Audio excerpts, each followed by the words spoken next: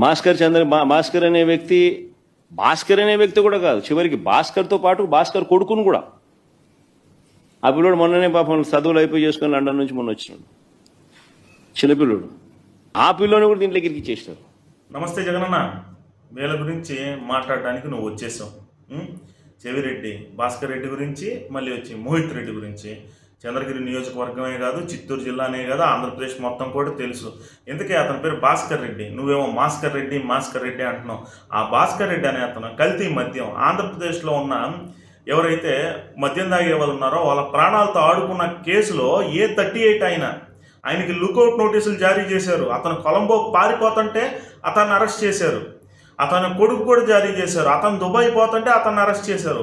అతని కొడుకు మోహిత్ రెడ్డి గురించి నువ్వేమన్నావు? చిన్నపిల్లడు మొన్న అంటే ఏందని, ఈరోజు సోమవారం, మొన్న శనివారం కదా, శనివారం వచ్చాడు లండన్ నుంచి. మరి ఆయన శనివారం వస్తే చెవిరెడ్డి మోహిత్ రెడ్డి ఎవరి మీద నిలబడ్డాడు చంద్రగిరిలో? అసలు ఎవరి చేతిలో ఓడిపోయాడు? 45,000 ఓట్ల తేడాతో పులివర్తి నాని మీద ఓడిపోయిన వ్యక్తి ఎవరన్నా? ఓడిపోయిన తర్వాత నా వెనకాల జగన్మోహన్ రెడ్డి ఉన్నాడు, ఇంకా ఆపద్ధర్మ ముఖ్యమంత్రి అని చెప్పి పులివర్తి నాని మీద మర్డర్ అటెంప్ట్ చేయించింది మోహిత్ రెడ్డే కదన్నా. ఈ కేసులే కాదు, చాలా కేసులు ఉన్నాయి. ఒక్కొక్కటిగా అయితే రాబోతుంది. నువ్వు ఇంకా మాట్లాడుతూనే ఉండు వీళ్ళ గురించి. ఇక్కడ 17,000తో ఓడిపోతే చంద్రగిరిలో ప్రజలు తంతే చంద్రబాబు నాయుడిని 17,000తో ఓడిస్తే కుప్పం పోయినాడు. ఏదన్నా చంద్రగిరి ప్రజలు చంద్రబాబు నాయుడిని 17,000 ఓట్ల తేడాతో అని చెప్పి తరివేశారా అన్న? చంద్రబాబు నాయుడు నాన్న సీఎం కాదు, ఫస్ట్ ఇది గుర్తుపెట్టుకో.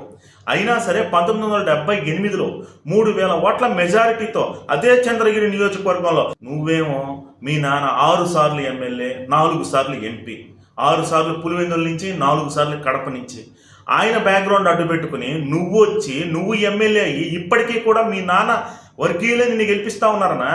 నువ్వు చంద్రబాబు నాయుడిని 17,000 ఓట్లతో కుప్పంకి తరివేరు అని చెప్పి మాట్లాడతావు.